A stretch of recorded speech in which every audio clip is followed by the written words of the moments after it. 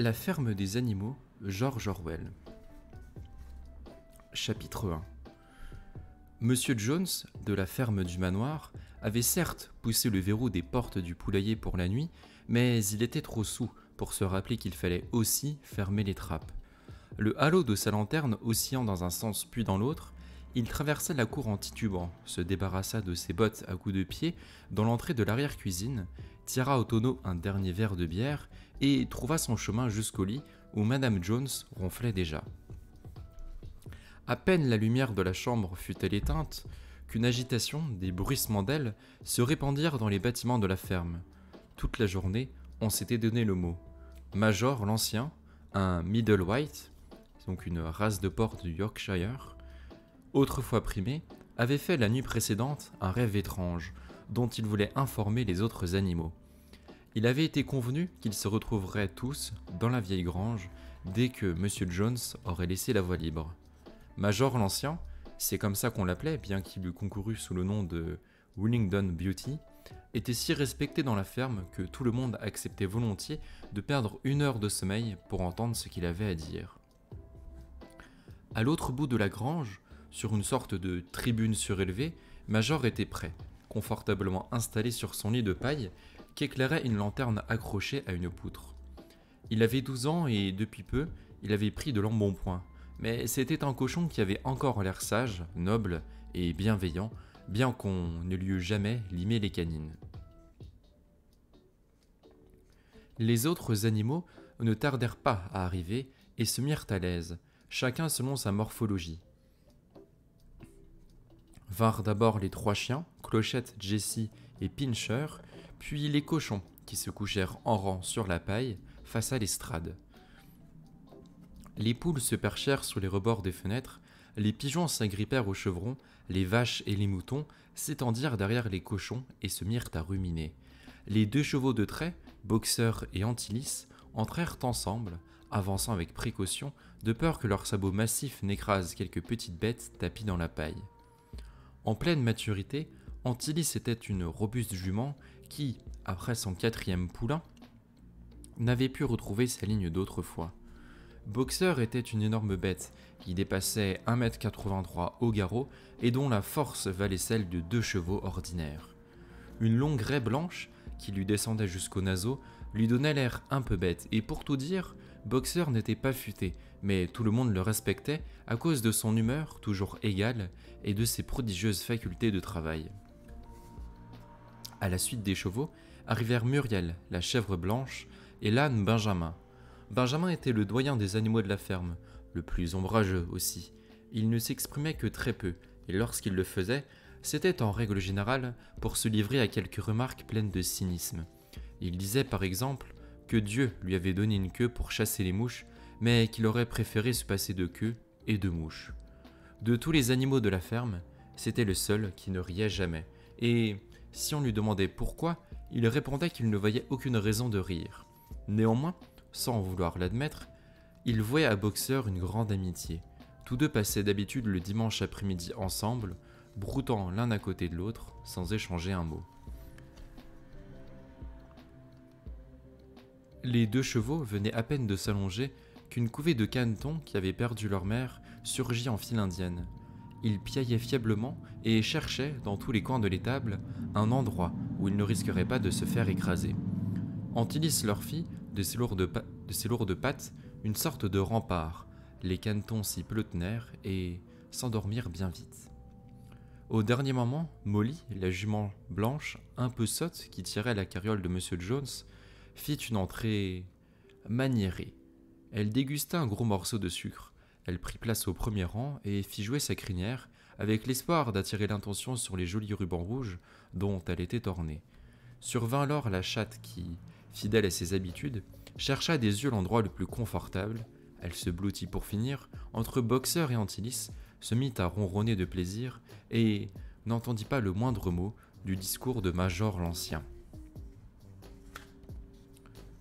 Tous les animaux étaient présents, sauf Moïse, le corbeau apprivoisé qui dormait sur un perchoir près de la porte de l'arrière-cuisine. Quand Major vit qu'ils étaient tous bien installés, attentifs, et qu'ils l'attendaient, il s'éclaircit la gorge et commença. Camarades, vous avez déjà entendu parler du rêve étrange que j'ai fait la nuit dernière. J'y viendrai tout à l'heure. Mais j'ai d'abord quelque chose à vous dire. Je ne pense pas, camarades, qu'il me reste de longs mois à vivre auprès de vous, mais, avant de mourir, je crois qu'il est de mon devoir de vous transmettre un peu de la sagesse que j'ai pu acquérir. J'ai eu une longue vie, et j'ai eu beaucoup de temps pour réfléchir dans la solitude de mon box, et je pense pouvoir dire que je comprends, aussi bien que n'importe qui, parmi les animaux, la nature de la vie sur cette terre. C'est de cela que je désire d'abord vous parler. Quelle est donc, camarades, la nature de notre existence? Regardons les choses en face. Nos vies sont brèves, laborieuses et misérables. Nous naissons, on nous donne tout juste assez de nourriture pour ne pas crever de faim, et ceux d'entre nous qui le peuvent sont obligés de travailler jusqu'aux dernières limites de leur force. Alors, quand arrive le moment où nous cessons d'être utiles, on nous abat avec la plus atroce des cruautés. Il n'est pas un animal en Angleterre qui, ayant dépassé l'âge de 1 an, ne connaisse le sens des mots loisir ou bonheur. Il n'est pas un animal qui soit libre. La vie de l'animal n'est que misère et servitude. Voilà la simple vérité. Mais tout cela est-il dans l'ordre naturel des choses? Notre pays est-il si pauvre qu'il ne puisse offrir une vie décente à tous ceux qui demeurent sur son sol? Non, camarades, non, 1000 fois non. Le sol de l'Angleterre est fertile et son climat est agréable. Il peut fournir une nourriture abondante à bien plus d'animaux qu'il n'y en a aujourd'hui. Notre ferme à elle seule pourrait subvenir aux besoins d'une vingtaine de vaches, d'une centaine de moutons et leur offrir un confort, une dignité qu'on ne peut même pas imaginer actuellement. Alors, pourquoi poursuivons-nous dans de telles conditions? Parce que la quasi-totalité de ce que nous produisons nous est volée par l'homme. C'est là, camarades, qu'est la réponse à tous nos problèmes. Elle tient en un mot, l'homme. L'homme est notre seul véritable ennemi. Éliminer l'homme et les racines de la faim et de l'esclavage seront abolies à tout jamais. L'homme est la seule créature qui consomme sans produire. Il ne donne pas de lait, il ne pond pas d'œufs, et il est trop faible pour tirer la charrue. Il ne court pas assez vite pour attraper un lapin. Il est pourtant le maître de tous les animaux. Il les oblige à travailler et ne leur donne en échange que le minimum vital pour qu'ils ne meurent pas de faim. Le reste, il le garde pour lui. C'est nous qui labourons, c'est nous qui fertilisons les sols, et il n'en est pas un parmi nous qui ne possède autre chose que la peau qu'il a sur les os. Vous, les vaches que je vois devant moi, ce sont des milliers de litres de lait que vous avez produits. Est-ce qu'il est devenu ce lait, et qu'est-il devenu ce lait qui aurait pu vous permettre d'élever des petits vigoureux? Chaque goutte en a profité au gosier de nos ennemis. Et vous, les poules, combien d'œufs avez-vous pondus cette année, et combien de poussins ont pu éclore? Tout le surplus a été envoyé au marché pour enrichir Jones et ses ouvriers.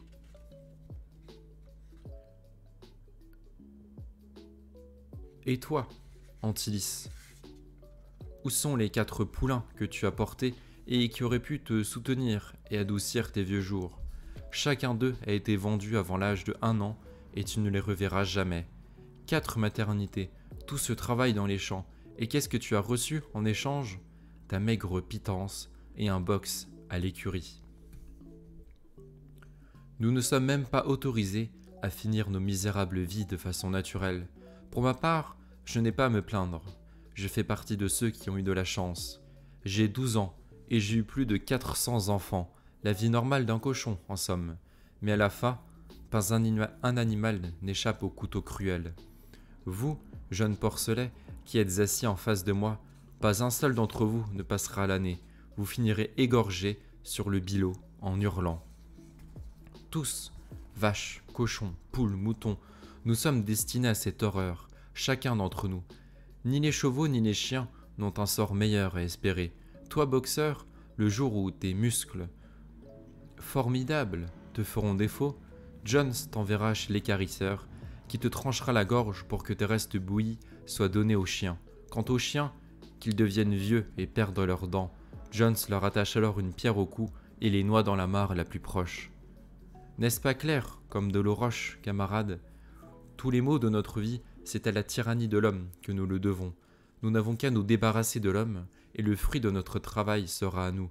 Nous pourrions devenir riches et libres, et ce, pratiquement du jour au lendemain.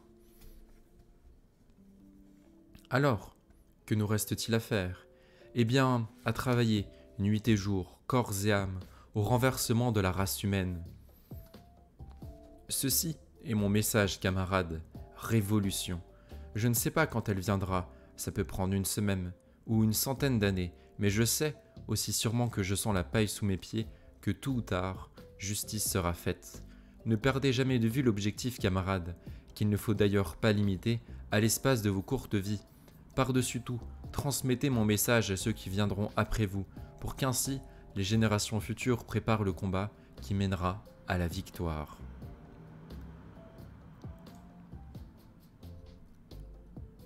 Rappelez-vous, camarades, votre résolution ne doit jamais faiblir. Aucun argument ne doit vous détourner de votre voie. N'écoutez pas ceux qui prétendent que l'homme et l'animal ont des intérêts communs, que la prospérité des uns fait celle des autres. Ce ne sont que des mensonges. L'homme ne sert que ses propres intérêts. Une parfaite unité, une parfaite camaraderie doivent donc régner au sein des animaux tant que la lutte durera. Tous les hommes sont nos ennemis, tous les animaux sont nos camarades. Il se fit à ce moment-là un boucan épouvantable. Alors que Major parlait, 4 gros rats s'étaient faufilés hors de leur trou pour l'écouter, assis sur leur derrière. Les chiens venaient de les repérer, et ce ne fut que grâce à une retraite précipitée dans leur refuge que les rats eurent la vie sauve. Major leva la patte pour ramener le silence. « Camarades, dit-il, il y a maintenant une question qui doit être réglée. Les animaux sauvages, tels que les rats ou les lapins, sont-ils nos amis ou nos ennemis? Soumettons-la au vote. Je pose cette question à l'Assemblée. Les rats sont-ils des camarades? » On se mit à voter immédiatement, et il fut admis par une accablante majorité que les rats étaient bien des camarades. Il n'y a vu que 4 votes contre, les 3 chiens et le chat, dont on découvrit après coup qu'il avait voté pour les 2 propositions à la fois. Major poursuivit. « J'ai peu de choses à ajouter, juste ceci à vous dire. Rappelez-vous tous les jours, toujours qu'il est nécessaire de s'opposer à l'homme et à son mode de vie. L'ennemi, c'est tout ce qui marche sur 2 jambes. Les amis, tout ce qui marche à 4 pattes ou qui battent des ailes. Et rappelez-vous aussi que, dans le combat livré contre l'homme, il faut absolument éviter d'en venir à lui ressembler. Même lorsque vous l'aurez vaincu, veillez à ne jamais adopter ses vices. Aucun animal ne devra jamais vivre dans une maison, ni dormir dans un lit, pas plus qu'il ne devra porter de vêtements, boire d'alcool ou fumer des cigarettes, et il ne devra toucher ni de l'argent, ni faire de commerce. Le mal, ce sont toutes ces habitudes de l'homme, mais par-dessus tout, aucun animal ne doit en asservir un autre. Que nous soyons forts ou faibles, malins ou candides, nous sommes tous frères. Nul animal n'a le droit de tuer un autre animal. Tous les animaux sont égaux. Et maintenant, camarades, je vais vous raconter mon rêve de la nuit dernière. Je ne peux pas vraiment vous décrire ce rêve. C'était le rêve de la terre, telle qu'elle sera lorsque l'homme aura disparu. Mais il m'a rappelé quelque chose que j'avais longtemps oublié. Autrefois, alors que j'étais un jeune cochon, ma mère et les autres truies avaient coutume de chanter une vieille chanson dont elles connaissaient la mélodie et quelques paroles. Cette mélodie de mon enfance m'était totalement sortie de l'esprit. Et puis cette nuit, qui sait pourquoi, elle m'est revenue en rêve.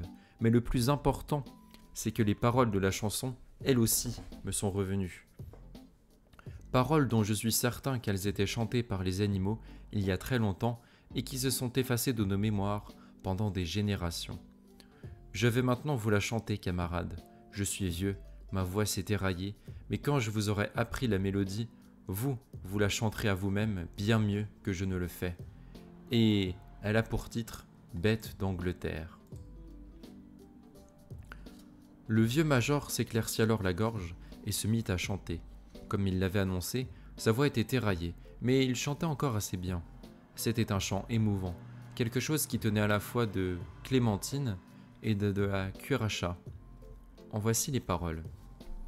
Bêtes d'Irlande et d'Angleterre, bêtes de tout pays native, bonne nouvelle sur la terre, un nouvel âge d'or arrive. Tôt ou tard, le jour viendra, où les tyrans seront chassés, où la terre prodiguera ses fruits aux bêtes libérées. Les naseaux libres de l'anneau, éperons et morts rejetés, le harnais défait de nos dos, nous aurons les fouets brisés. Plus de richesses que l'esprit n'en peut concevoir, orge, blé, trèfle, avoine seront le prix de notre combat remporté. Les champs d'Angleterre luiront, ses sources deviendront plus pures, ses vents doucement souffleront dès la fin de la dictature. Tous à ce jour nous œuvrerons, vaches, veaux et volatiles, jamais rien nous ne céderons à l'oppression toujours hostile. Bêtes d'Irlande et d'Angleterre, bêtes de tout pays natif, bonne nouvelle sur la terre, un nouvel âge d'or arrive. Chanter cette chanson jeta les animaux dans la plus vive excitation. Major avait à peine fini qu'il avait commencé de la reprendre pour eux-mêmes. Même la plus stupide des bêtes avait réussi à capter la mélodie ainsi que 2 ou 3 mots. Quant aux plus vives, il ne leur avait fallu que quelques minutes pour apprendre par cœur l'ensemble de la chanson. Aussi, après quelques essais préliminaires, l'ensemble de la ferme reprenait en chœur Bêtes d'Angleterre, dans une ferveur impétueuse. Les vaches la meuglaient, les chiens la boyaient, les moutons la bêlaient, les chevaux la hennissaient et les canards la cancanaient. La chanson leur plaisait tellement qu'ils la reprirent 5 fois de suite, et sans doute aurait-il continué toute la nuit s'il n'avait été interrompu. Le vacarme avait hélas réveillé M. Jones, qui bondit hors du lit, certain qu'il y avait un renard dans la cour. Il s'empara du fusil qu'il conservait toujours dans un coin de la chambre à coucher, et déchargea dans la nuit une volée de plomb calibre 6. Les plombs se fichèrent dans le mur de la grange, et la réunion prit fin précipitamment, chacun se dépêchant d'aller retrouver sa couche. Les oiseaux regagnèrent leur perchoir, les animaux s'installèrent dans la paille, et la ferme, en un instant, se retrouva plongée dans le sommeil.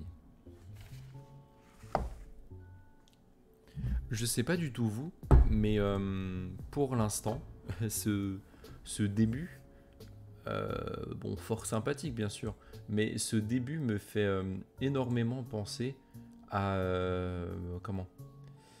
ça me fait énormément penser à La Ferme en Folie, le film là. Ou non, pas La Ferme en Folie, Chicken Run, pardon. Attendez, je vais vérifier pour être sûr de ne pas vous dire de bêtises.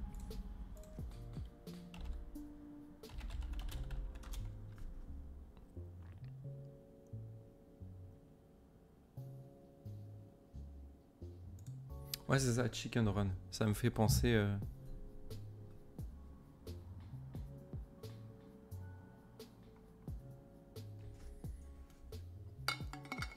Chicken Run, voilà. La façon dont les bêtes se rebellent, les discours qu'elles ont et tout, ça me fait penser un peu à... Même totalement à Chicken Run, pour ceux qui l'avaient vu à l'époque.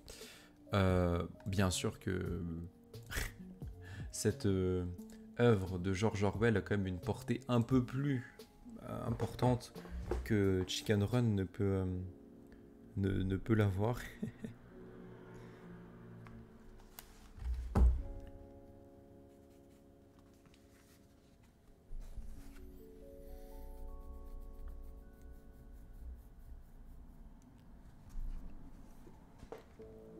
Chapitre 2. 3 nuits plus tard, le vieux Major mourait tranquillement dans son sommeil. Son corps fut enterré dans le bas du verger. On était début mars. Pendant les 3 mois qui suivirent, il y eut une intense activité secrète. Le discours de Major avait donné aux plus éclairés des animaux de la ferme de nouvelles perspectives d'existence. Il ne savait certes pas quand la révolution annoncée par Major aurait lieu, il n'avait même aucune raison particulière de croire qu'elle se produirait avant leur mort, mais il était clair à leurs yeux qu'ils devaient la préparer. Les tâches d'enseignement et d'organisation furent naturellement confiées aux cochons qui passaient généralement pour les plus intelligents des animaux.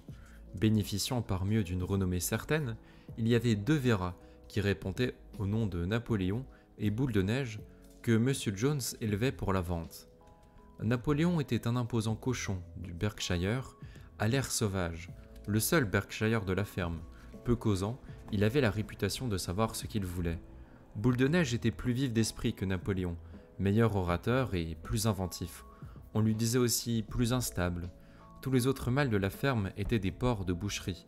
Le plus connu d'entre eux était un petit cochon gras et leste aux joues rebondies et au regard pétillant, surnommé cafeteur. Il avait la voix enjouée et le geste rapide. C'était un brillant orateur, et quand il abordait des questions épineuses, il avait une façon bien à lui de sautiller d'une patte sur l'autre et de remuer la queue, ce qui ajoutait à sa force de conviction. Les autres disaient que Cafeteur qu'il était capable de vous embobiner par ses discours.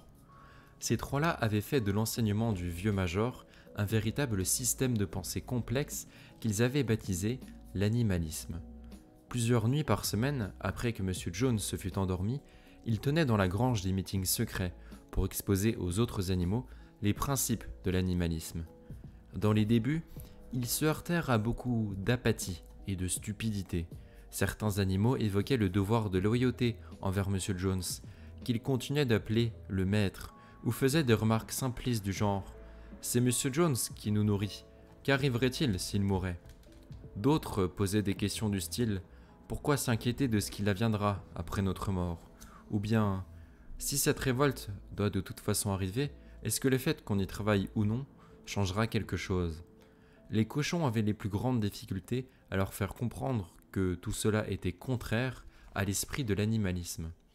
Les questions les plus bêtes furent posées par Molly, la jument blanche. Sa toute première question à Boule de Neige fut « Est-ce qu'il y aura encore du sucre après la Révolution ?» « Non, » répondit Boule de Neige fermement. « Nous n'avons aucun moyen de fabriquer du sucre dans cette ferme. De toute façon, le sucre n'est pas nécessaire, et tu auras tout le foin, tout l'avoine que tu pourras désirer. Et est-ce que j'aurai encore le droit de porter des rubans dans ma crinière ?»« Camarade, dit Boule de Neige, ces rubans qui te tiennent tant à cœur sont le signe de ton esclavage. Ne peux-tu comprendre que la liberté est préférable au ruban ?» Molly acquiesça, mais n'eut pas l'air très convaincu. « C'est pas grave, Molly, on ne t'en veut pas. » Les cochons avaient un rude combat à mener pour contrer les mensonges de Moïse, le corbeau apprivoisé. Moïse, qui était l'animal de compagnie favori de M. Jones, était une commère et un traître, mais c'était aussi un habile orateur. Il prétendait connaître l'existence d'une contrée mystérieuse, la montagne Sucre Candy, où devaient aller tous les animaux après leur mort. Elle était située quelque part dans les cieux, derrière les nuages. Sur la montagne Sucre Candy, c'était tous les jours dimanche. Le trèfle y poussait toute l'année et les haies étaient pleines de morceaux de sucre et de cakes aux graines de lin. Les animaux détestaient Moïse parce qu'il se contentait de raconter des histoires et ne travaillait jamais. Mais certains d'entre eux croyaient à la montagne Sucre Candy et les cochons devaient argumenter avec force pour les persuader qu'un tel endroit n'existait pas. Leurs plus fidèles disciples étaient les deux chevaux de trait, Boxer et Antilis. Tous deux avaient les plus grandes difficultés à penser par eux-mêmes, mais une fois qu'ils eurent accepté les cochons pour maîtres, ils assimilèrent facilement tout ce qui leur était enseigné et le transmirent aux autres animaux sous forme de raisonnement très simple. Il ne manquait jamais les meetings clandestins dans les tables et entraînait les participants à entonner Bête d'Angleterre, le chant qui concluait ces réunions. Or, il s'avéra que la révolution s'accomplit bien plus vite et bien plus facilement qu'on ne l'avait espéré. Au cours des années passées, M. Jones s'était révélé être un maître compétent, malgré sa dureté, mais depuis quelque temps, il traversait une mauvaise passe. Il avait perdu beaucoup d'argent au cours d'une affaire judiciaire, ce qui l'avait démoralisé, et il s'était mis à boire, bien plus qu'il n'était raisonnable. Il pouvait rester des journées entières à paresser dans son fauteuil, lisant le journal, buvant, ou donnant de temps en temps à Moïse quelques miettes de pain trempées dans de la bière. Ses ouvriers étaient paresseux et malhonnêtes, les champs étaient envahis de mauvaises herbes, et les toitures des bâtiments souffraient du manque d'entretien, les haies étaient à l'abandon, et les animaux sous-alimentés. Vint le mois de juin, et le temps de couper les foins. La veille de la Saint-Jean, qui tombait un samedi, M. Jones se rendit à Willingdon, au Lion Rouge. Il y fit une telle consommation d'alcool qu'il fut incapable de rentrer chez lui avant le lendemain midi. Les hommes avaient trait les vaches tôt le matin pour aller ensuite à la chasse aux lapins, et ils ne s'étaient pas souciés de nourrir les animaux. Quand M. Jones fut de retour, il se précipita sur le canapé et s'y endormit, le magazine News of the World sur la figure. De telle sorte qu'en soirée, les animaux n'avaient toujours eu rien à manger. Ils ne purent finalement le supporter davantage. L'une des vaches défonça d'un coup de corne la porte de la remise. Bientôt, tous les animaux se servaient dans les coffres à la récolte. Ce fut à ce moment-là que M. Jones se réveilla. L'instant d'après, ses 4 hommes et lui se retrouvaient dans la réserve. Le fouet en main, il le faisait claquer dans toutes les directions. C'était plus que les animaux affamés n'en pouvaient supporter. D'un seul mouvement, alors que rien n'avait été planifié, ils se retournèrent contre leur bourreau. Jones et ses hommes se virent assaillis et roués de coups de patte qui semblaient provenir de tous les côtés à la fois. La situation était pratiquement hors de contrôle. Jamais ils n'avaient vu auparavant un animal se comporter de telle façon, et cette révolte soudaine de créatures qu'ils avaient l'habitude de frapper et de maltraiter à leur convenance leur causa une peur bleue. Quelques instants plus tard, ils abandonnaient la lutte et prenaient leurs jambes à leur cou. Tous les 5, en pleine déroute, se ruaient sur le chemin cabossable qui conduisait à la grande route, poursuivi par les animaux triomphants.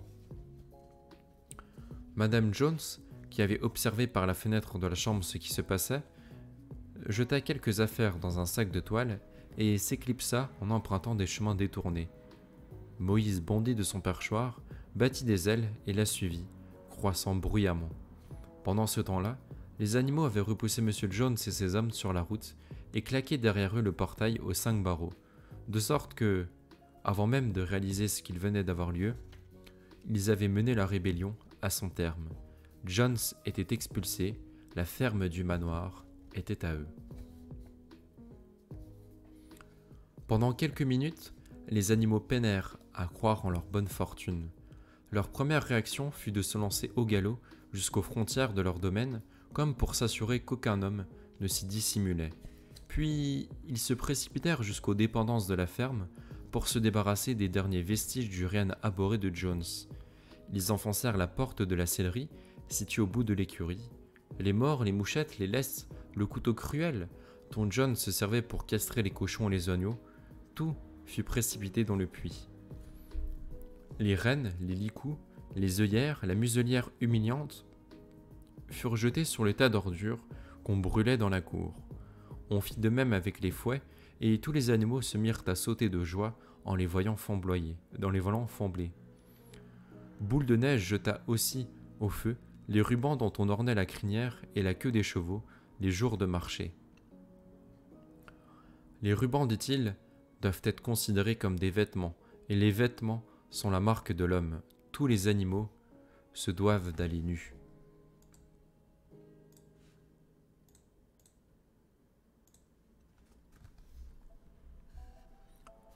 En entendant ces mots, Boxer alla chercher le petit chapeau de paille qu'il portait l'été pour abriter ses oreilles des mouches et le balança au feu avec tout le reste. En peu de temps, ils eurent détruit tout ce qui pouvait rappeler M. Jones. Napoléon les conduisit ensuite à la remise et distribua à chacun une double ration de céréales, les chiens quant à eux ayant droit à 2 biscuits chacun. Ensuite, ils chantèrent Bête d'Angleterre du début à la fin, 7 fois de suite, et pour finir, s'étant installés confortablement pour la nuit, ils dormirent comme jamais ils n'avaient dormi auparavant.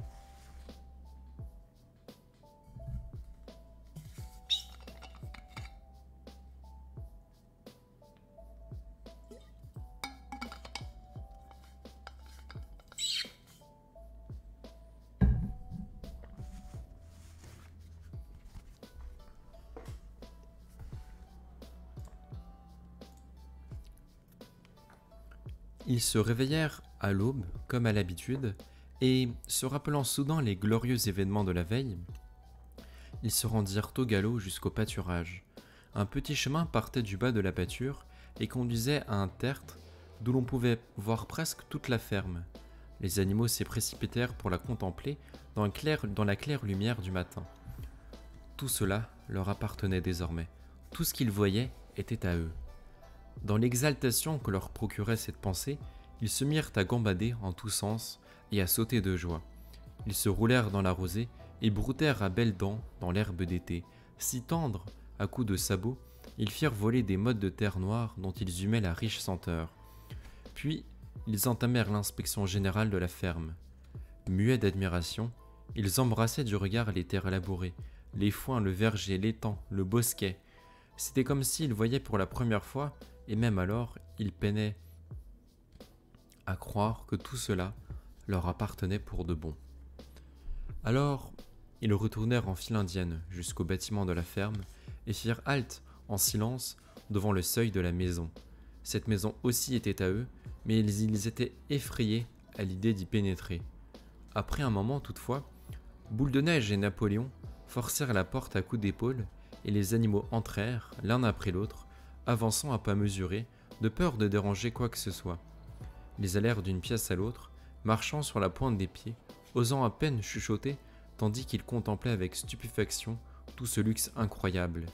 Des lits matelassés, des miroirs, des sofas en crin de cheval, des tapis de Bruxelles, une estampe de la reine Victoria accrochée au manteau de la cheminée. Alors qu'ils descendaient l'escalier, on s'aperçut que Molly n'était pas là. Faisant demi-tour, les animaux découvrirent qu'elle était retournée dans la plus belle des chambres. Elle avait pris un ruban bleu sur la coiffeuse de Madame Jones et le posait entre ses épaules, tout en prenant des poses ridicules pour s'admirer dans la glace. Les autres le lui reprochèrent sévèrement et sortirent. On prit les jambons suspendus dans la cuisine, qu'on jeta dans le feu. Les tonneaux de bière de l'arrière-cuisine furent défoncés par Boxer à coups de sabot, mais rien d'autre ne fut endommagé. Ils ont pris sur place une résolution unanime. La maison d'habitation des fermiers serait préservée et deviendrait un musée, et tous s'accordèrent pour décider qu'aucun animal n'aurait le droit d'y vivre.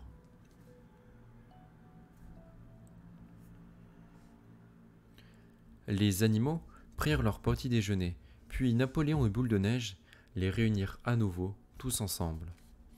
« Camarades, dit Boule de Neige, il est 6h30, et nous avons devant nous une longue journée. Nous allons commencer le ramassage des foins, mais il y a quelque chose que nous allons d'abord régler. » Les cochons révélèrent qu'ils avaient appris à lire dans un vieux syllabaire trouvé sur un tas d'ordures et qui avait appartenu aux enfants de Monsieur Jones. Napoléon fit apporter des pots de peinture noir et blanc et entraîna tout le monde jusqu'au portail aux 5 barreaux qui donnait sur la grande route.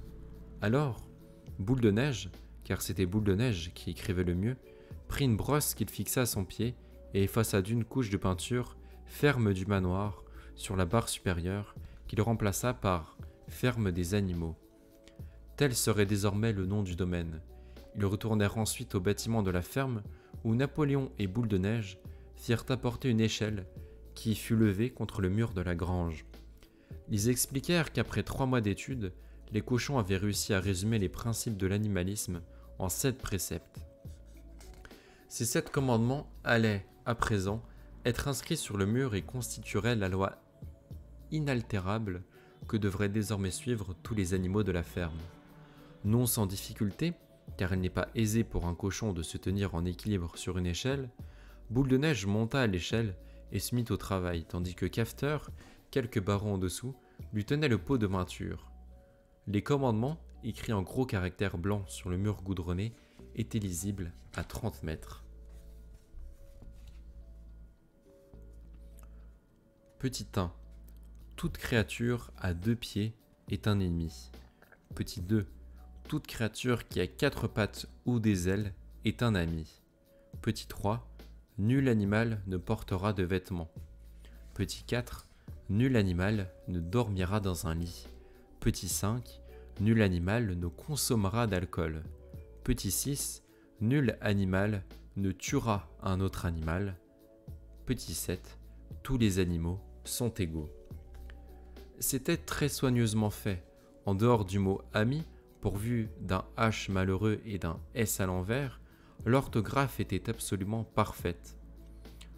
Boule de Neige relut le tout à voix haute pour le plus grand profit des autres. Tous les animaux hochèrent la tête en signe d'approbation et les plus malins se mirent aussitôt à apprendre les 7 commandements par cœur. Et maintenant, camarades, s'écria Boule de Neige en jetant son pinceau au foin, nous devons rentrer le foin les plus vite que Jones et ses hommes, notre honneur est en jeu. Les 3 vaches, qui semblaient mal à l'aise depuis un moment, laissèrent échapper un long mugissement. Il y avait plus de 24 heures qu'on ne les avait pas traites et leur pie était sur le point d'éclater. Après un bref instant de réflexion, les cochons firent chercher des seaux et se mirent à traire les vaches de façon plutôt convaincante, leurs pieds s'avérant adaptés à la tâche. 5 seaux de lait crémeux et mousseux furent bientôt bien remplis, que les animaux considéraient avec un intérêt manifeste. Qu'est-ce qu'on va faire de tout ce lait ? Demanda quelqu'un. Jones en ajoutait quelquefois à nos aliments, dit l'une des poules. Qu'importe le lait, fit Napoléon en s'interposant devant les seaux, on s'en occupera plus tard. C'est la moisson qui compte. Le camarade Boule de Neige va vous montrer le chemin. Je vous suivrai dans quelques minutes. En avant, camarades. Le foin vous attend. Les animaux se rendirent au champ tous ensemble et commencèrent la moisson. Quand ils revinrent le soir, ils remarquèrent que le lait avait disparu. Y aurait-il des gens malhonnêtes dans l'assemblée ? Les premiers éléments le laissent supposer.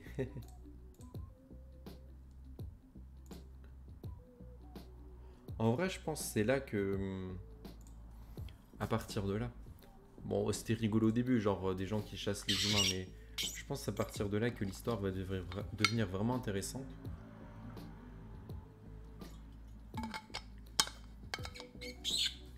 Parce que c'est à partir de là que... comme ils sont en train de faire là, quoi, que va se poser la question de leur gestion. Comment ils font pour se gérer au quotidien, quoi. Parce que c'est bien, et ce qu'ils disaient sur l'homme n'était pas faux, mais néanmoins que sur plein de points, ils n'ont pas l'habitude de faire, quoi. Donc comment ils vont faire, comment ils vont gérer? Est-ce que la situation actuelle va maintenir ou est-ce qu'il va y avoir des tensions entre les animaux parce que les autorités des uns va être contestées par les autres, excusez-moi, ou parce que, comme on est en train de le voir là, il y a des gens qui sont un peu malhonnêtes. Un peu malhonnêtes et qui vont douiller un peu les autres. Et du coup, qu'il y en a qui vont être, bon, bah c'est sympa, mais non.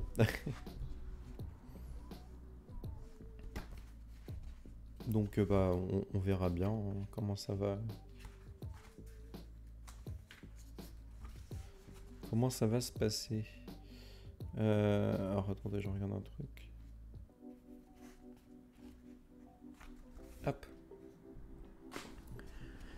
Chapitre 3. Ce qu'il leur fallut trimer et transpirer pour rentrer le foin, leurs efforts furent cependant récompensés, car la récolte dépassa leurs espoirs. Par moments, le travail avait été pénible. Les instruments avaient été conçus pour l'homme et non pour les animaux. C'était un inconvénient majeur. Aucun animal n'était capable d'utiliser ces outils qui exigeaient de se tenir debout en appui sur les pattes arrière. Mais les cochons étaient si intelligents qu'ils trouvèrent le moyen de contourner toutes les difficultés. Quant aux chevaux, ils connaissaient le moindre centimètre carré des terrains qu'ils devaient faucher et ratisser, autant de tâches dont ils s'acquittaient finalement mieux que Jones et ses ouvriers. Les cochons ne travaillaient pas, mais ils supervisaient et dirigeaient le travail des autres. Étant donné leur connaissance supérieure, il parut naturel qu'ils prennent la tête des opérations. Boxer et Antilis s'attelaient eux-mêmes au râteau ou à la faucheuse. Ni mort ni reine n'était évidemment nécessaire. D'un pas lourd, ils arpentaient les champs. Un cochon à leur côté intervenait criant « camarade » ou « Oh, stop » selon les nécessités. Et tous les animaux, jusqu'aux plus humbles, participèrent à la récolte et au bottelage des foins. Même les poules et les canards travaillèrent dur, effectuant des va-et-vient sous le soleil pour transporter quelques brins de paille dans leur bec. Au final, ils avaient mis 2 jours de moins que Jones et ses hommes pour achever le travail. Ce fut, en outre, la plus grosse moisson que la ferme eût jamais connue. Il n'y eut pas le moindre gaspillage.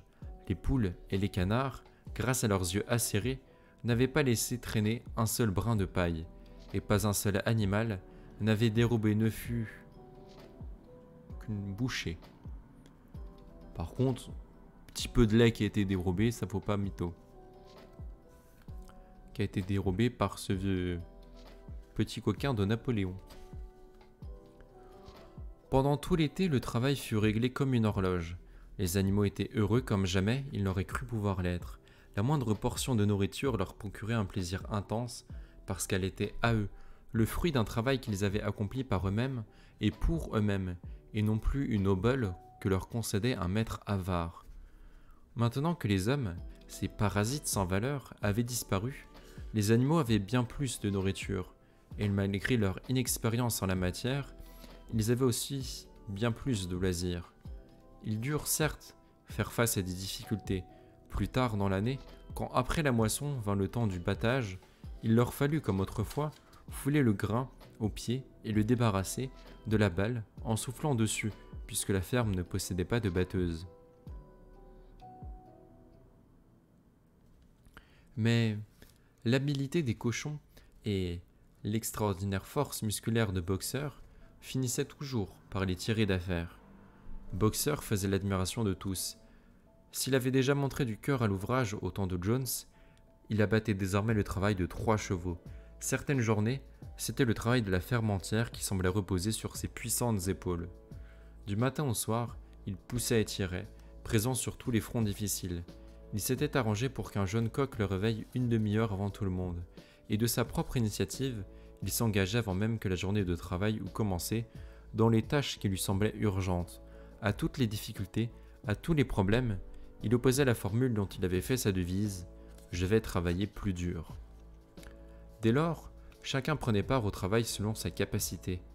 Les poules et les canards parvinrent à mettre de côté 5 boisseaux de blé, un boisseau correspondant à environ 5 cm3, soit 50 litres, en glanant les grains éparpillés un peu partout.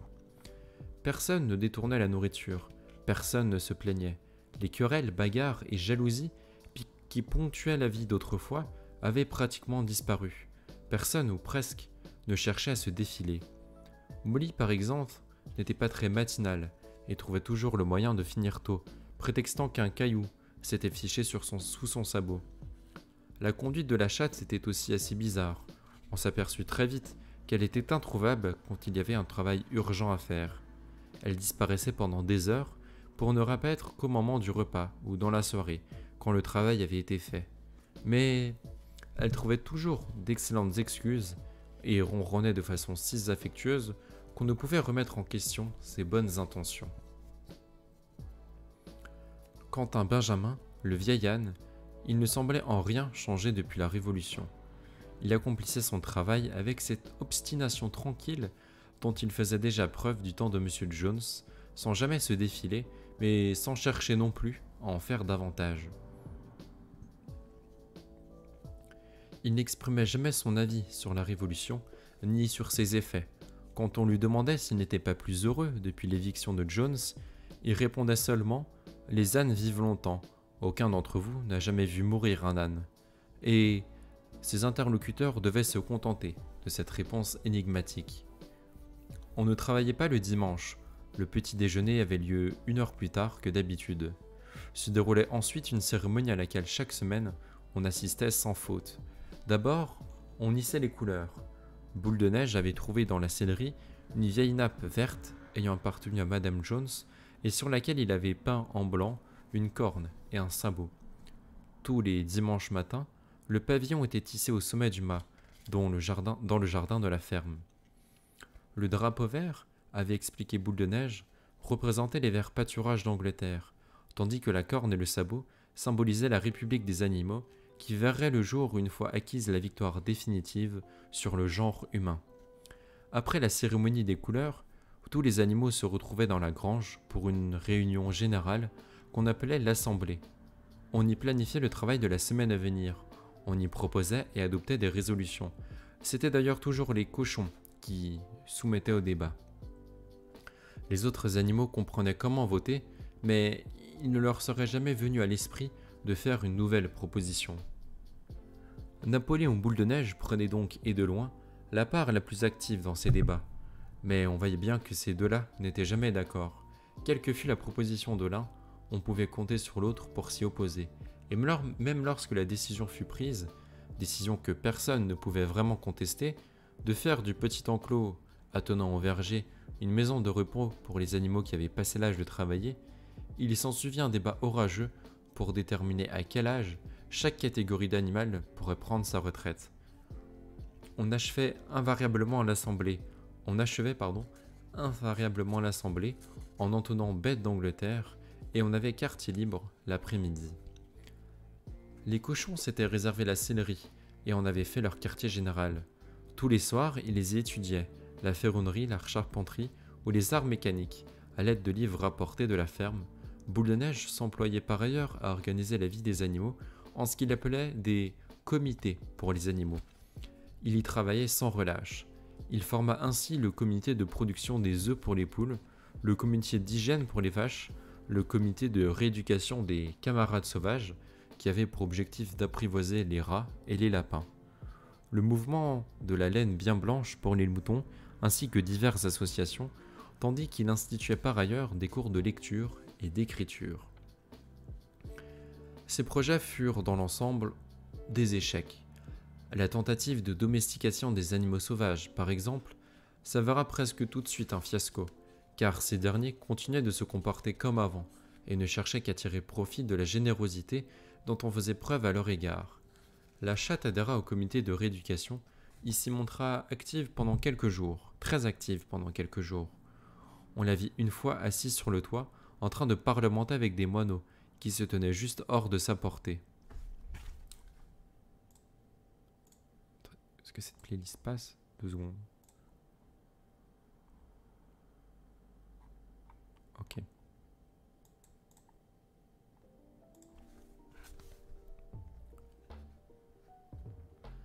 Elle leur expliquait que les animaux étaient désormais des frères et que tout moineau pouvait se poser sans risque sur ses pattes. Mais les moineaux conservaient leur distance. Les cours de lecture et d'écriture eurent en revanche un grand succès. À l'automne, la quasi-totalité des animaux de la ferme possédaient des rudiments en matière de lecture et d'écriture. Les cochons, quant à eux, savaient déjà parfaitement lire et écrire. Les chiens avaient appris à lire de façon à peu près convenable, mais hormis les 7 commandements, aucune lecture ne les intéressait. Muriel, la chèvre, lisait plutôt mieux que les chiens et parfois le soir, il lui arrivait de lire aux autres animaux des fragments de journaux qu'elle avait trouvés sur le tas d'ordures. Benjamin savait lire aussi bien que n'importe lequel des cochons, mais n'exerçait jamais ses facultés. Pour autant que je sache, disait-il, il n'y a rien qui vaille la peine d'être lu. Antilis avait appris les lettres de l'alphabet, mais ne parvenait pas à les assembler pour former des mots. Boxer n'avait jamais réussi à dépasser la lettre D. Il lui arrivait de tracer A, B, C, D dans la poussière avec ses gros sabots, mais il en restait là, l'œil fixe, les oreilles couchées, écartant la mèche qui lui barrait le front et tâchant de toutes ses forces de se rappeler, sans y parvenir, les lettres qui suivaient. À vrai dire, il réussit plusieurs fois à apprendre E, F, G, H, mais on s'apercevait à ce moment-là, il avait oublié A, B, C, D. Il décida pour finir de se contenter des 4 premières lettres qu'il écrivait 1 ou 2 fois par jour pour se rafraîchir la mémoire. Molly refusa d'apprendre autre chose que les 6 lettres de son prénom. Elle les calligraphiait très adroitement, à l'aide de brindilles, puis les décorait d'une fleur ou deux et tournait autour de son œuvre pour l'admirer. Aucun des autres animaux de la ferme ne put aller au-delà de la lettre A. On constata par ailleurs que les animaux les plus stupides, comme les moutons, les poules et les canards, étaient incapables d'apprendre par cœur les 7 commandements. Après mûre réflexion, Boule de Neige déclara que les 7 commandements pouvaient se réduire à une simple maxime, à savoir « Vive les 4 pattes, mort aux 2 pattes ». Formule qui, expliqua-t-il, englobait l'ensemble des principes de l'animalisme. Quiconque l'aurait parfaitement assimilé serait à l'abri de l'influence des humains. Dans un premier temps, les oiseaux protestèrent, car il leur semblait évident qu'eux aussi marchaient sur 2 pattes, mais Boule de Neige leur démontra qu'il n'en était rien. L'aile de l'oiseau, camarade, dit-il, est un organe de propulsion et non de manipulation. En conséquence, il ne peut être considéré que comme une patte. Le signe distinctif de l'homme, c'est la main. C'est la main qui constitue l'instrument de tous ses méfaits. Les oiseaux ne comprirent pas tous les mots compliqués de Boule de Neige, mais ils acceptèrent l'explication et les plus simples des animaux de la ferme se mirent à apprendre la nouvelle maxime par cœur. On inscrivit « Vive les quatre pattes, mort aux deux pattes » sur le mur du fond de la grange, au-dessus des 7 commandements et en plus grosses lettres. Une fois qu'ils l'aurent apprise par cœur, les moutons se prirent d'affection pour la formule et se mirent à le reprendre en chœur quand ils se retrouvaient au champ. Vive les quatre pattes, mort aux deux pattes, vive les quatre pattes, mort aux deux pattes, bêlant ainsi des heures sans jamais se lasser. Napoléon ne manifestait aucun intérêt pour les comités de Boule de Neige. Il disait que l'éducation des jeunes importait plus que tout ce qu'on pourrait entreprendre pour ceux qui étaient déjà d'un âge avancé. Or, il arriva qu'après la fenaison, Jessie et Clochette mirent bas, donnant à elles deux naissance à 9 robustes chiots. À peine étaient-ils sevrés que Napoléon les soustrayait à leur mère, disant qu'il se chargerait personnellement de leur éducation. Il les établit à l'écart, dans un grenier auquel on ne pouvait accéder que par l'échelle de la sellerie. Ils y furent maintenus dans un isolement tel que les animaux de la ferme finirent par oublier leur existence. Le mystère de la disparition du lait fut bientôt éclairci. Le lait était chaque jour mélangé à la pâtée des cochons. Les pommes nouvelles commençaient à mûrir, et bientôt elles jonchèrent l'herbe du verger. Il semblait alors évident, pour tout le monde, qu'elles seraient partagées de façon équitable entre les animaux. Mais un jour, il fut ordonné de récolter les pommes et de les apporter à la sellerie pour l'usage des cochons. La mesure fit murmurer quelques animaux, mais ce fut en vain. Tous les cochons, y compris Napoléon et Boule de Neige, étaient d'accord sur la question. Cafter fut chargé de fournir les explications nécessaires. « Camarades, rugit-il, vous n'imaginez pas, j'espère, que les cochons agissent par égoïsme ou pour s'octroyer des privilèges. La plupart d'entre nous n'ont aucun goût pour le lait ou pour les pommes. Je n'aime pour ma part ni l'un ni l'autre. Nous n'avons qu'un objectif en consommant ces aliments, préserver notre santé. Le lait et les pommes, c'est d'ailleurs prouvé par la science, contiennent des substances indispensables au bien-être du cochon. Nous, les cochons, nous sommes des travailleurs intellectuels. La direction et la gestion de la ferme reposent entièrement sur nous. Nuit et jour, nous veillons à votre bien-être. C'est donc dans votre intérêt que nous buvons ce lait et que nous mangeons ces pommes. Est-ce que vous savez ce qui arriverait si les cochons devaient faillir à la tâche? Jones reviendrait. Oui, Jones reviendrait inévitablement, camarade, s'écria Cafter, l'air presque implorant, ne cessant de s'agiter et de remuer la queue avec frénésie. Il est certain qu'aucun d'entre vous ne souhaite assister au retour de Jones. S'il y avait une chose en effet dont les animaux étaient sûrs, c'était qu'en aucun cas ils ne désiraient le retour de Jones.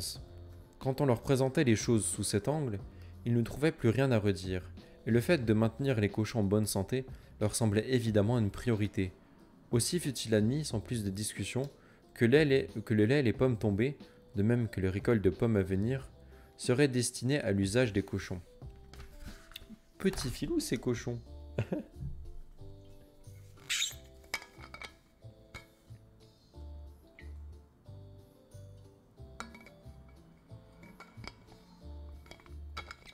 C'est la règle. C'est la règle combien qui fait déjà aucun animal ne devra réduire en esclavage les autres. Je sais plus là combien c'est, mais c'est ça grosso modo qu'elle dit. C'est marrant qu'il y ait une règle qui dit ça alors que c'est exactement ce qu'ils sont en train de faire les cochons sur le reste des.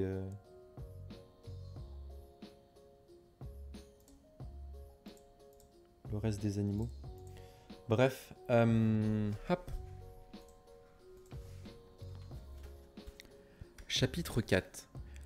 L'été finissant, la nouvelle de ce qui s'était passé à la ferme des animaux s'était propagée dans la moitié du pays. Tous les jours, Napoléon et Boule de Neige envoyaient en mission des volées de pigeons qui avaient pour instruction de se mêler aux animaux des fermes voisines afin de leur raconter la rébellion et de leur enseigner le refrain des bêtes d'Angleterre. La plus grande partie de ce temps, M. Jones l'avait utilisé à rester assis au bar du Lion Rouge de Willingdon, se plaignant à qui voulait bien l'écouter de la monstrueuse injustice dont il avait été victime quand une bonne bande d'animaux bons à rien l'avait chassé de ses terres. Les autres fermiers sympathisaient par principe, mais ne cherchèrent pas dans un premier temps à l'aider. Au fond, chacun d'eux se demandait en secret s'il ne pourrait pas tirer quelque profit des déboires de Jones. Par chance, les propriétaires des deux domaines qui jouxtaient la ferme des animaux étaient en mauvais termes de façon permanente. L'un d'eux, le domaine de Foxwood, était une vaste exploitation mal tenue. Cultivée à l'ancienne, en veille de taillis, ses pâtires s'épuisaient et ses haies offraient un spectacle désolant. Son propriétaire, M. Pilkington, était un gentleman farmer insouciant qui, selon les saisons, consacrait la majeure partie de son temps à la pêche ou à la chasse. Quant à l'autre domaine, Pinchfeld, il était plus petit, mais beaucoup mieux entretenu.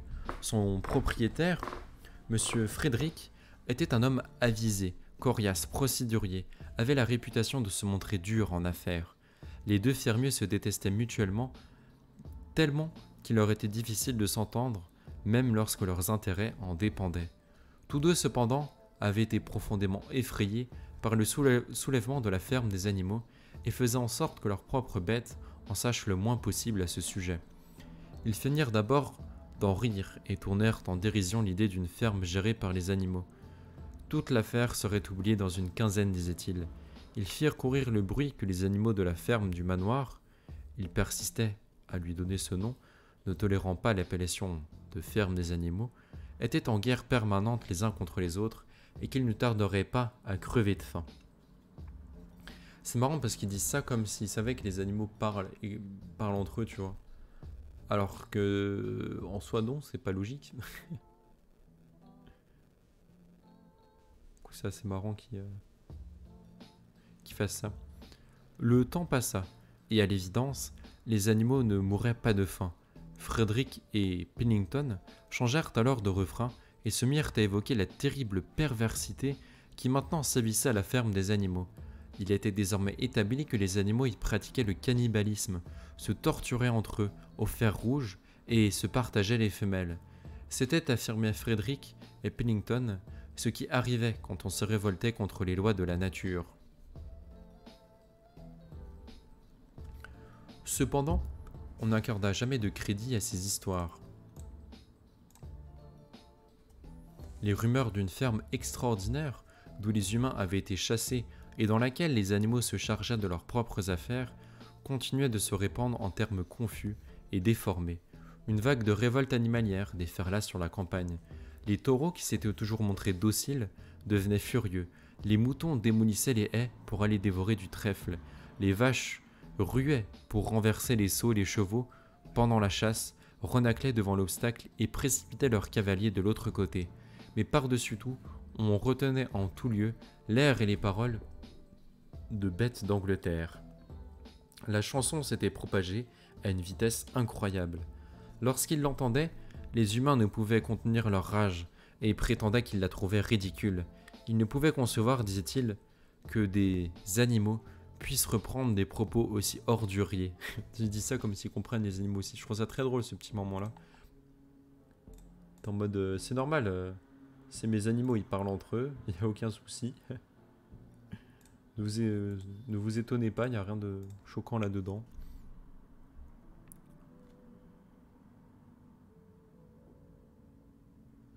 Tout animal, surpris à la fredonner, était fouetté sur le champ. Et pourtant, la chanson gagnait du terrain, irrépressible. Les merles la sifflaient dans les haies, les pigeons la roucoulaient dans les ormes, elle se mêlait au vacarme des forges comme au bourdon des clochers, et les humains, en l'entendant, tremblaient en leur fort intérieur, pressentant comme l'annonce d'un destin funeste. Début octobre, alors que le blé était déjà coupé, mis en meule et en partie battu, un vol de pigeons vint tourbillonner dans les airs et, dans une excitation des plus vives, se posant dans la cour de la ferme. Jones et tous ses ouvriers, ainsi qu'une demi-douzaine d'hommes de chez Foxwood et Pinchfeld, avaient franchi le portail aux 5 barreaux et progressaient sur le chemin carrossable qui conduisait à la ferme. Tous étaient armés de bâtons, sauf Jones, qui marchait en tête, le fusil à la main.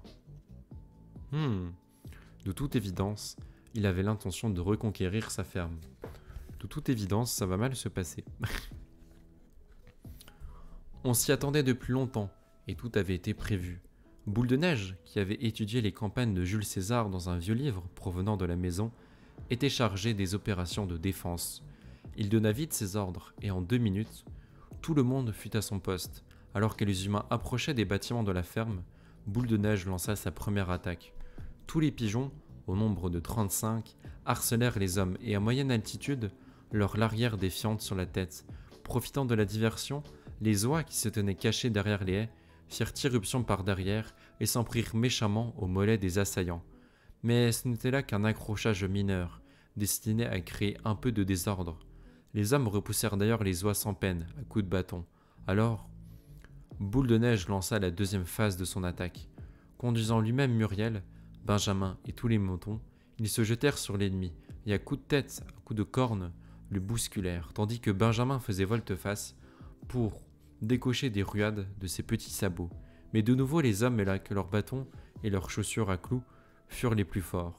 Soudain, Boule de Neige donna le signal de la retraite, et tous les animaux se replièrent, se précipitant sur leur portail d'entrée pour trouver refuge dans la cour.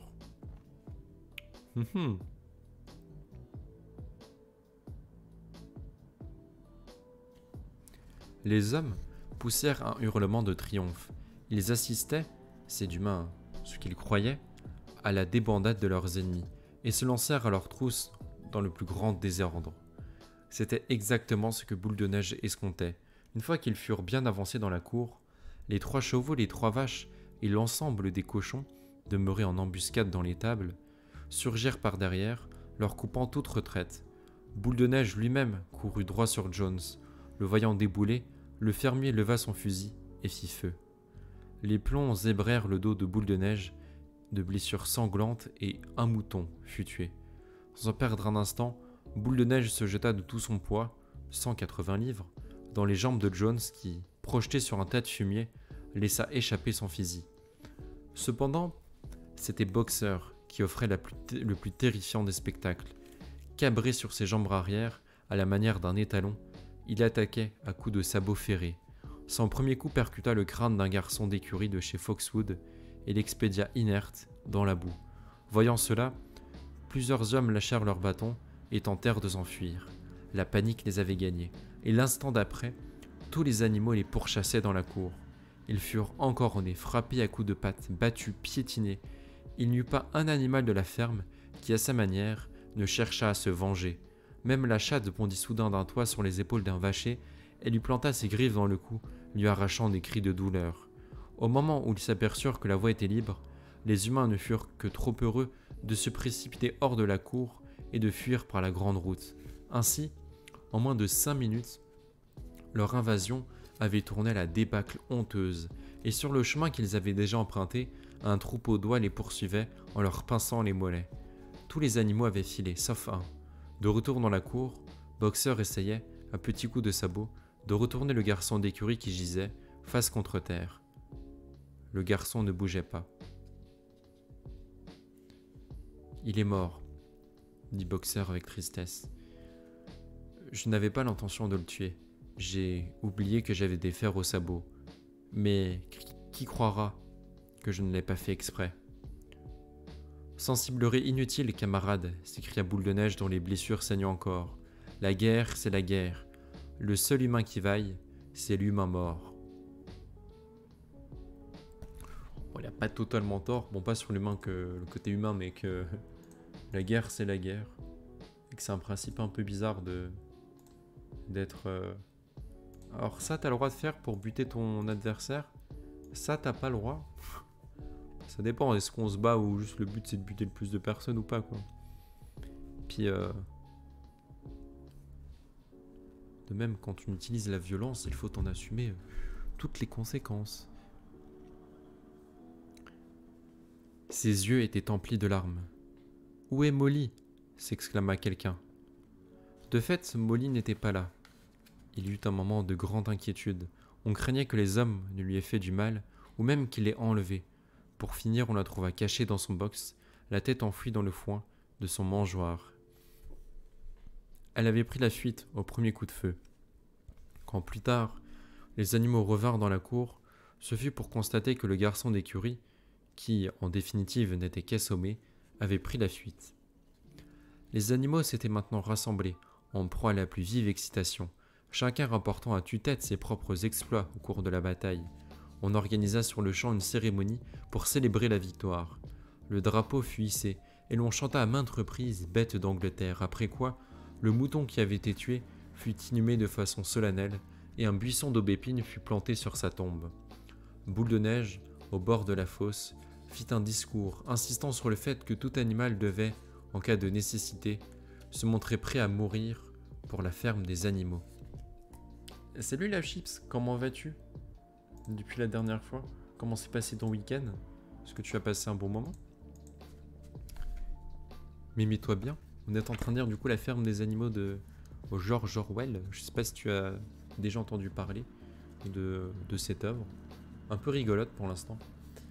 Ça va et toi? Bah écoute, ça va. Un peu fatigué de mon week-end, mais c'est un week-end où j'ai fait plein de trucs, du coup je suis content. Bon, mon live est... a commencé plus tard que d'habitude, mais c'est pas grave. Moyen quand même, peu importe à quoi je joue, ça me saoule. Ah, je te comprends, c'est trop chiant, cette période où...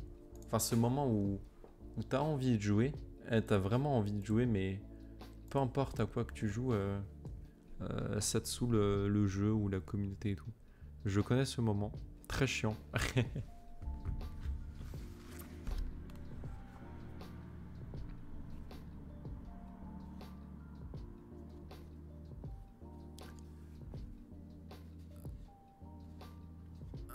Du coup, non, jamais entendu parler de ce récit. Alors, c'est écrit par George Orwell. C'est le même qui a écrit 1984, que du coup, tu dois connaître de nom. Et La ferme des animaux, c'est un peu une satire des... comment? Des régimes, et notamment du régime communiste à l'époque. Voilà. Enfin, une satire, c'est une œuvre critique par un récit sur les animaux... avec une portée pour faire réfléchir les gens.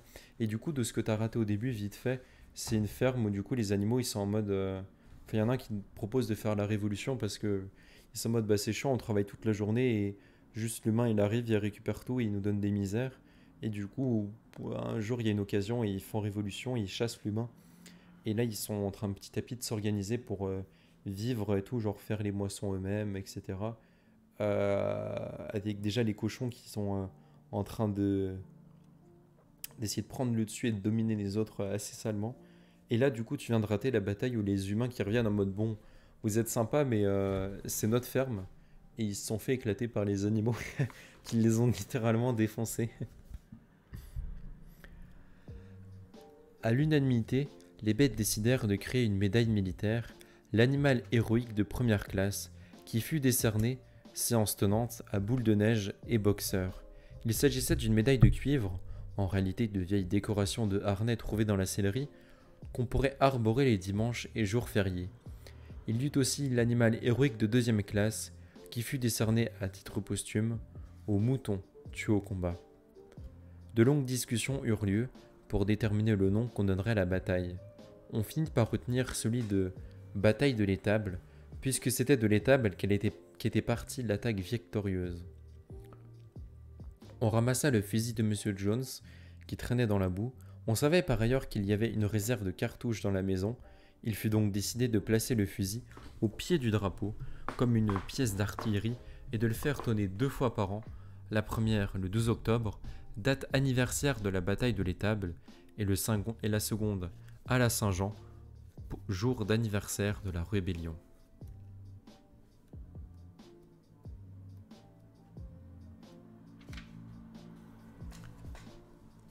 Chapitre 5.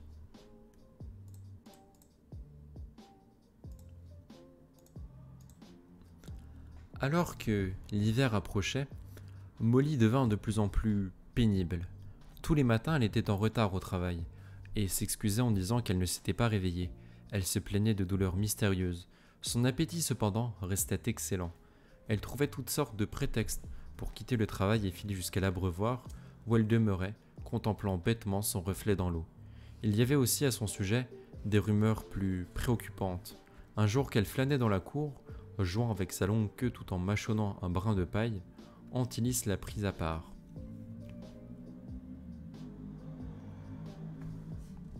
Molly, dit-elle, j'ai quelque chose de très sérieux à te demander. Je t'ai vu ce matin regarder par-dessus la haie qui sépare la ferme des animaux de chez Foxwood.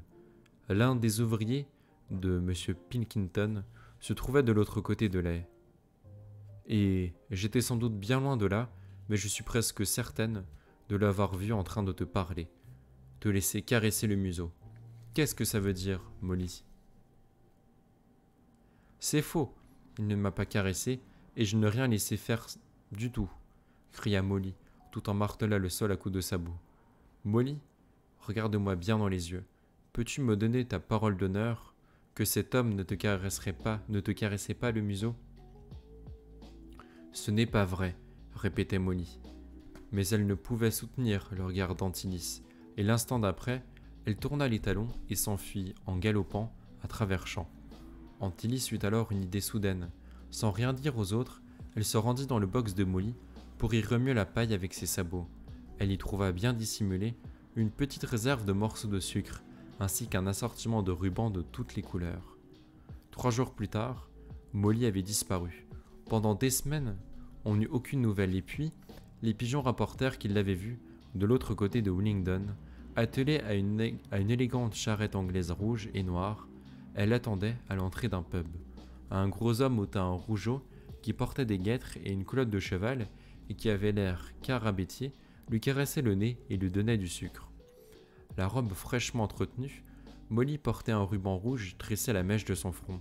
Elle semblait, au dire des pigeons, heureuse de son sort. Désormais, chez les animaux, il ne fut plus jamais fait allusion à Molly, qui du coup a un peu trahi la cause. Après, elle n'a pas vraiment trahi parce que depuis le début, elle s'en bat un peu les couilles quand même. On va pas se mentir, depuis le début, c'est vraiment celle qui s'en fout de la révolution, quoi. Elle l'a fait parce qu'elle était là, mais elle aurait pu ne pas la faire, elle l'aurait pas fait, quoi. En janvier, il fit un froid de canard. Le sol devint dur comme de l'acier, et il n'en avait plus rien à faire dans les champs. De nombreuses réunions furent organisées dans la grange, tandis que les cochons se chargeaient de planifier le travail pour la saison à venir. On en était venu à admettre que les cochons, qui étaient à l'évidence les plus intelligents des animaux, décideraient des orientations politiques majeures de la ferme. Leur décision devait toutefois être ratifiée par la majorité des voix. Le système aurait très bien fonctionné, sans les disputes qui sans cesse opposaient Napoléon à Boule de Neige. Ils n'étaient d'accord sur rien et s'opposaient sur tous les sujets. Si l'un d'entre eux suggérait d'étendre la surface dédiée à la culture de l'orge, l'autre proposait qu'on privilégie la culture de l'avoine, et si l'un d'eux affirmait que tel ou tel champ conviendrait parfaitement à la culture des choux, l'autre prétendait qu'on ne pouvait y faire pousser que des betteraves. Chacun d'eux avait ses partisans, et les discussions étaient houleuses. Pendant les débats, Boule de Neige l'emportait souvent grâce à ses brillants discours, mais Napoléon était le meilleur quand il s'agissait de rallier les suffrages entre les séances. C'était auprès des moutons qu'il avait le plus de succès. Ces derniers avaient pris l'habitude de scander à tort et à travers « Vive les 4 pattes, mort aux 2 pattes », causant ainsi l'interruption des débats. Et on pouvait remarquer que c'était pendant les discours de Boule de Neige, généralement au moment crucial, qu'il l'interrompait, faisant retentir les « Vive les 4 pattes, mort aux 2 pattes ». Boule de Neige s'était livré à une étude approfondie d'anciens numéros de la revue Éleveurs et Fermiers qu'il avait découvert dans la maison, et il débordait de projets de réforme et d'innovation. Il parlait en connaisseur de drainage, d'ensilage et de fertilisation des sols. Il avait travaillé à l'élaboration d'un plan complexe. Les animaux devraient désormais déposer leurs excréments chaque jour en des endroits convenus afin d'en économiser le transport. Napoléon ne proposa aucun projet, mais il affirmait tranquillement que les plans de Boule de Neige ne menaient à rien et semblait attendre son heure. Cependant, de toutes leurs controverses, aucune ne fut aussi âpre ni aussi déterminante que celle du moulin à vent. Non loin des dépendances, dans une grande pâture, s'élevait un tertre qui constituait le point culminant de la ferme.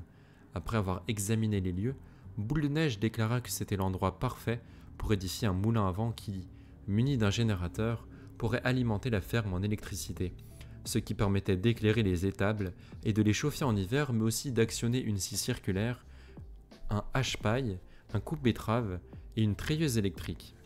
Les animaux n'avaient jamais rien entendu de pareil.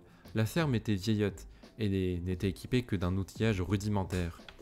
Avec stupéfaction, ils écoutaient Boule de Neige qui leur dessinait l'image de ces machines fantastiques, destinées à faire le travail à leur place tandis qu'ils pourraient tranquillement paître dans les champs ou se cultiver par la lecture et la conversation.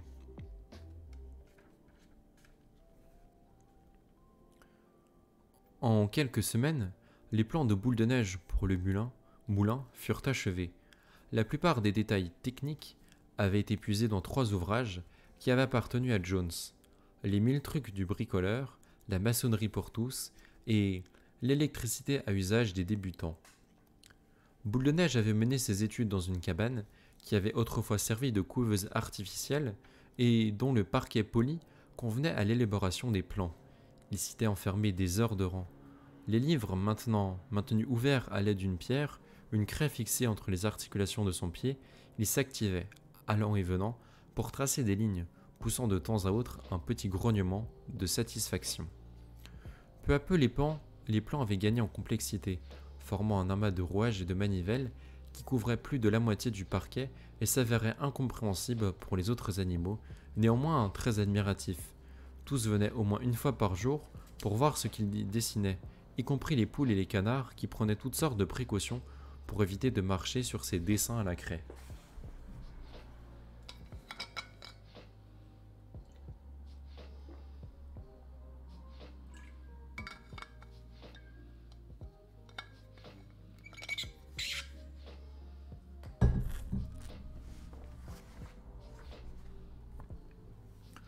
Seul Napoléon se tenait à l'écart. Depuis le début, il s'était déclaré hostile au moulin à vent. Un jour, néanmoins, il arriva à l'improviste pour examiner les plans. D'une démarche lourde, il fit le tour de la cabane, examina tous les détails avec soin, renifla 1 ou 2 fois en signe de mépris. Il lorgna les plans du coin de l'œil, puis, levant la patte, urina dessus et sortit, sans dire un mot. Toute la ferme était profondément divisée au sujet du moulin à vent. Boule de Neige ne niait pas les difficultés de l'entreprise.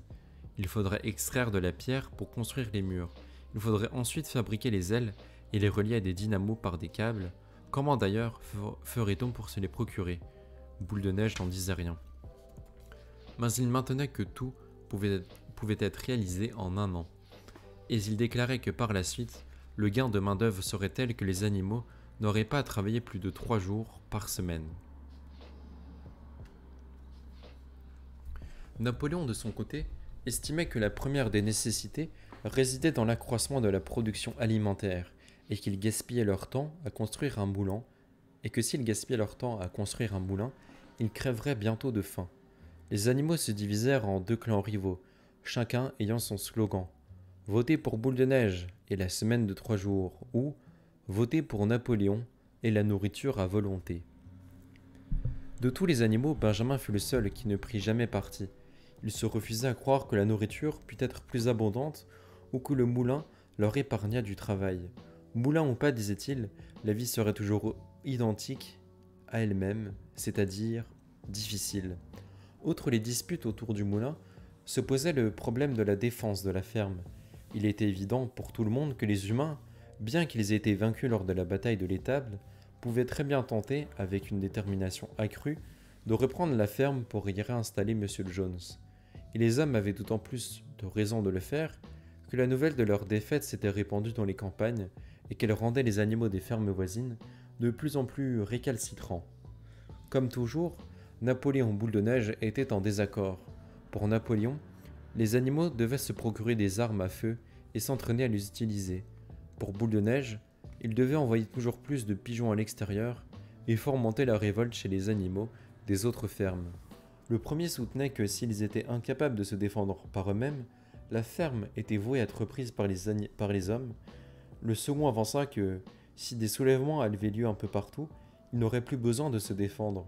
Les animaux écoutaient d'abord Napoléon, puis Boule de Neige, sans parvenir à se forger une opinion personnelle. qui était dans le vrai. Et comme par hasard, c'était toujours au dernier qui avait parlé qu'il donna raison. Vint enfin le jour où Boule de Neige eut fini ses plans. Au cours de l'assemblée du dimanche suivant, la question de savoir si on allait, oui ou non, entamer la construction du moulin fut soumise au vote. Quand tous les animaux furent réunis dans la grange, Boule de Neige se leva, et malgré les interruptions des moutons qui bêlaient de façon intempestive, il exposa les arguments qui plaidaient en faveur de l'édification de moulins. Puis à son tour, Napoléon se leva pour répliquer. Il affirma très tranquillement que le moulin était une absurdité et qu'il ne conseillait à personne de lui accorder son vote, puis il se rassit. Napoléon, oui, le fameux cochon Napoléon, hein, qui est présent dans beaucoup d'œuvres d'ailleurs. Oui, c'est un des cochons Napoléon, c'est ça. C'est l'un des cochons qui est dans les têtes pensantes de la bande, on va dire. C'était à peine s'il avait parlé plus de 30 secondes, et il semblait indifférent à l'effet qu'il pouvait produire. Le fameux cochon Napoléon, alors qu'il est interdit d'appeler ce cochon Napoléon en France, je crois. Alors, j'avais entendu parler de ça, mais je sais pas si c'est toujours d'actualité, parce qu'il y a pas mal de lois à la con qui ont été supprimées comme ça, parce que bah, elles avaient plus aucun...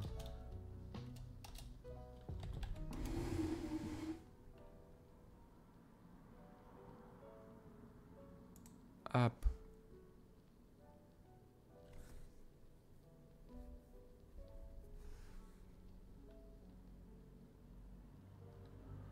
Euh...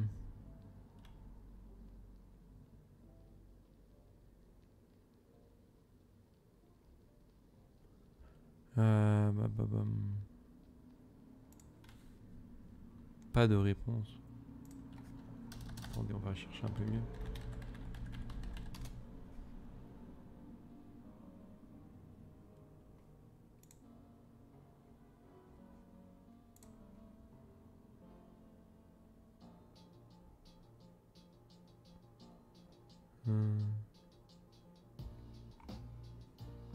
Ah, je crois que c'était... Alors, je suis en train de checker vite fait. Mais...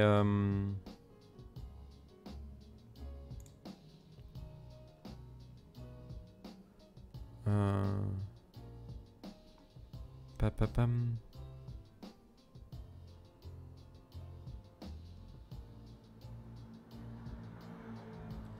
Il y a plein de sites à la con qui disent que c'est le cas. Mais une vraie source... Bah ça, je suis en train de chercher une vraie source. Je suis tombé sur un truc de France Télé qui disait que c'était plus le cas. Et là, sur un site qui a l'air plutôt bien.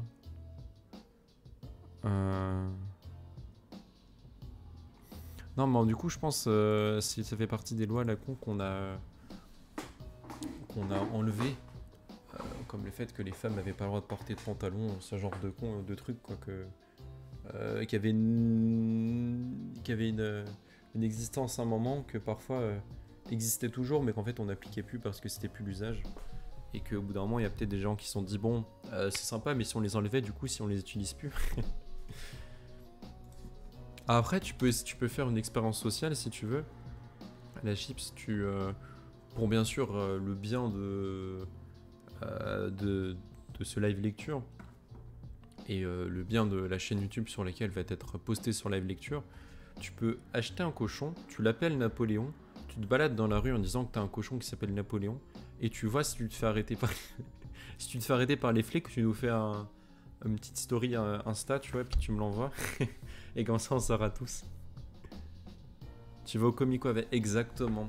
Tu te balades l'air de rien au commissariat, pop, pop, pop, tu dis, oh, viens par là, Napoléon. Et tu vois si on te regarde bizarrement ou pas.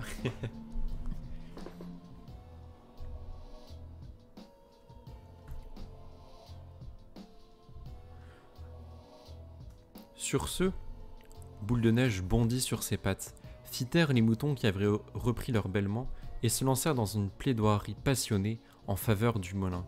Jusque-là, l'opinion des animaux s'était répartie de façon à peu près équitable en faveur des deux camps. Mais très vite, l'éloquence de Boule de Neige les transporta. En termes éblouissants, il leur dressa le tableau de la ferme, telle qu'elle se présenterait une fois qu'on aurait déchargé les animaux d'un poids du travail pénible. Son imagination dépassait maintenant les hache-pailles et les coupes betteraves, Avec l'électricité, disait-il, on pourrait faire marcher des batteuses, des charrues, des herses, des moissonneuses et des botteleuses. On pourrait aussi fournir un éclairage à tous les box, ainsi que de l'eau courante froide ou chaude et du chauffage. Son discours n'était pas fini, qu'il n'y avait plus aucun doute quant à l'issue du vote.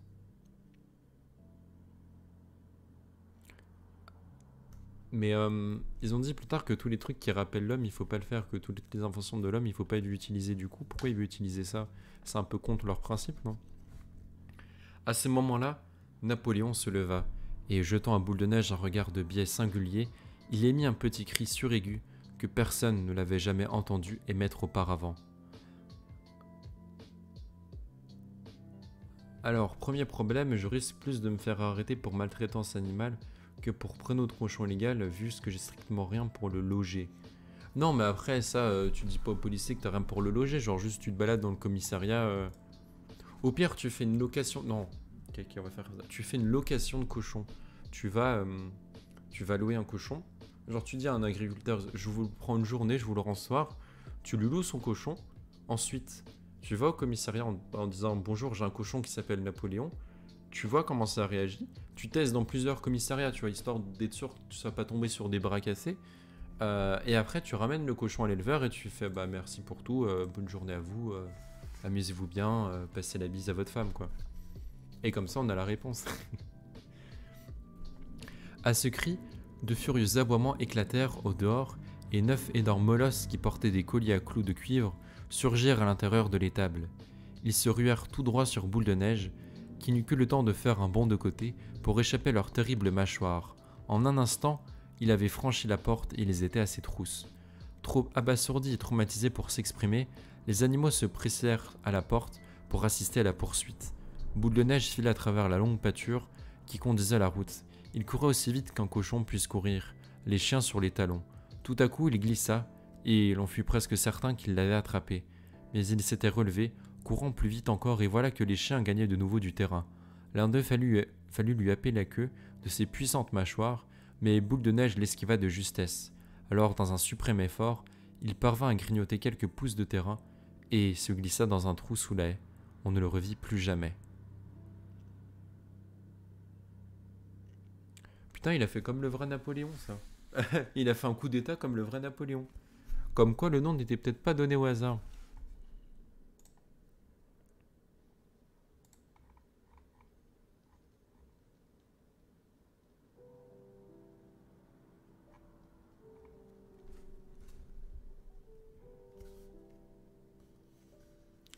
Muets, terrifiés, les animaux retournèrent à la grange.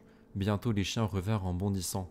D'abord personne ne fut capable d'imaginer d'où pouvaient bien venir ces créatures, mais le problème fut vite résolu. Il s'agissait des chiots que Napoléon avait soustraits à leur mère pour les élever en secret. Bien qu'ils n'aient pas encore atteint leur taille adulte, ils étaient déjà gigantesques et semblaient aussi féroces que des loups. Ils se tenaient auprès de Napoléon et l'on remarqua qu'il remuait la queue comme l'avaient fait jadis les chiens de Monsieur Jones pour leur maître. Enfoiré, quoi, il a élevé une armée pour lui, quoi.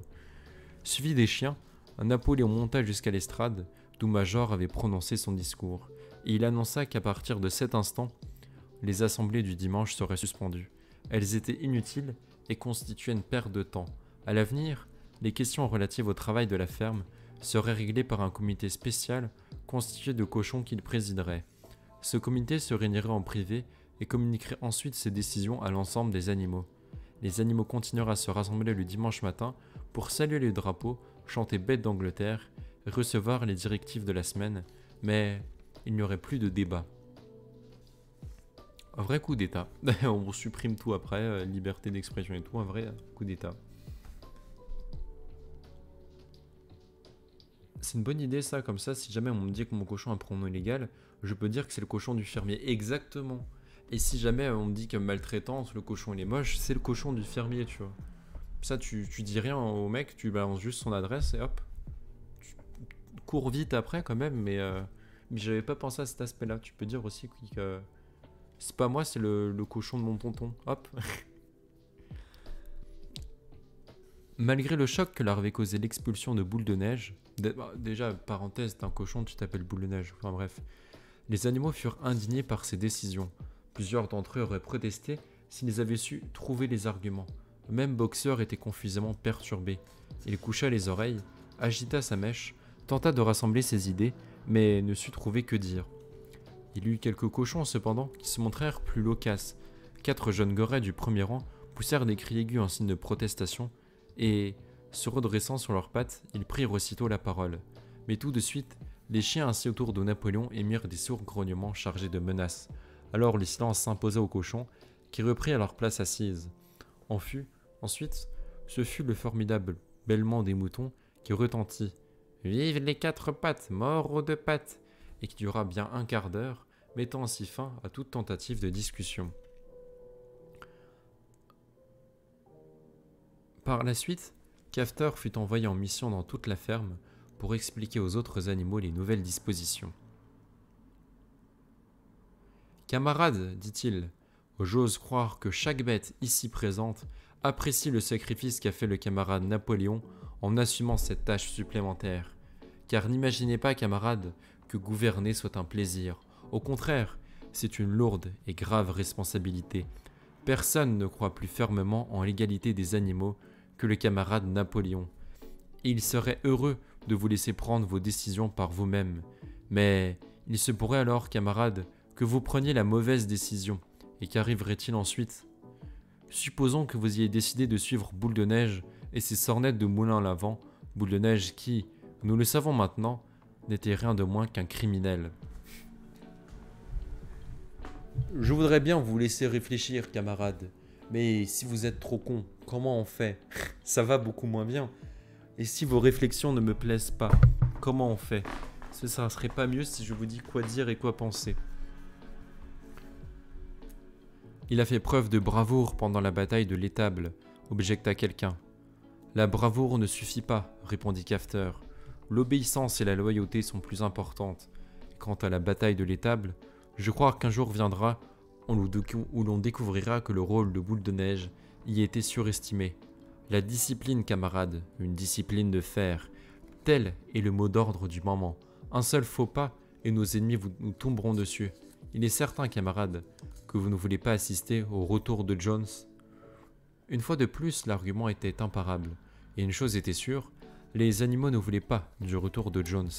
Si les débats du dimanche devaient le ramener, il fallait alors y mettre fin. Boxer, qui à présent avait eu le temps de réfléchir, exprima le sentiment général en déclarant « Si c'est le camarade Napoléon qui le dit, ce doit être vrai. » Dès lors, il adopta, outre sa devise personnelle « Je vais travailler plus dur », le slogan « Napoléon a toujours raison ». Ça rime, mais c'est bien con. Le temps s'était radouci, et l'on avait commencé les labours de printemps.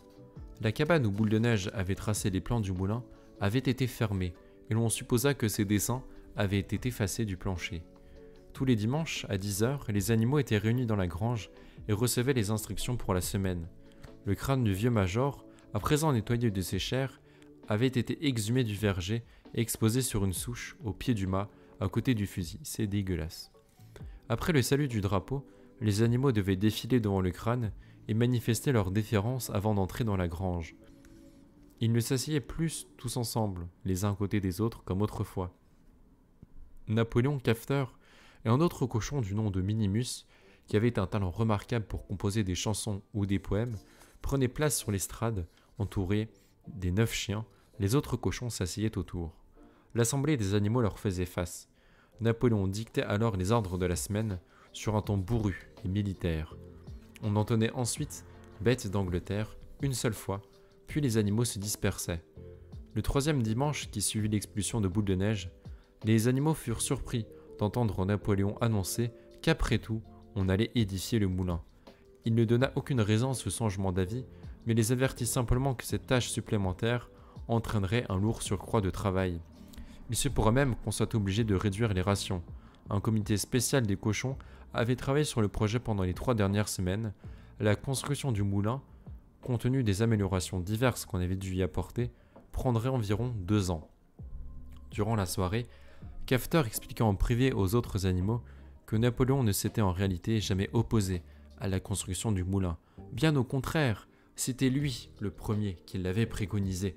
Quant aux plans dessinés par Boule de Neige sur le plancher de l'ancienne couveuse, ils avaient été dérobés dans les papiers de Napoléon. Le moulin était donc de fait une création de Napoléon. Mais pourquoi s'est-il si violemment opposé à sa construction demanda quelqu'un. Cafter prit un air entendu. C'est là, camarade, que réside toute l'ingéniosité de Napoléon. S'il a fait semblant de s'opposer au moulin, c'était une manœuvre pour se débarrasser de Boule de Neige, qui était un individu dangereux, exerçant une influence néfaste. Bien sûr. Maintenant qu'il était hors jeu, le projet allait pouvoir avancer, sans souffrir de ses ingérences. Cela expliqua à Cafter, c'était ce qu'on appelait de la tactique, ou un prétexte pour virer tes opposants politiques. De la tactique, camarade, de la tactique, répéta-t-il tout en sautillant, faisant tournoyer sa queue et riant avec jovialité. Les animaux n'étaient pas certains de ce que le mot pouvait vouloir dire, mais Cafter parlait de façon si persuasive, et les 3 chiens qui l'accompagnaient grondaient d'un air si menaçant, qu'ils acceptèrent ses explications sans poser plus de questions. Et c'est sur cette révélation tactique finalement que va se terminer ce live pour ce soir. On se retrouve au prochain live, au prochain replay, pour ceux qui regardent le replay, pour lire la suite de la ferme des animaux. J'espère que cette première partie vous a plu.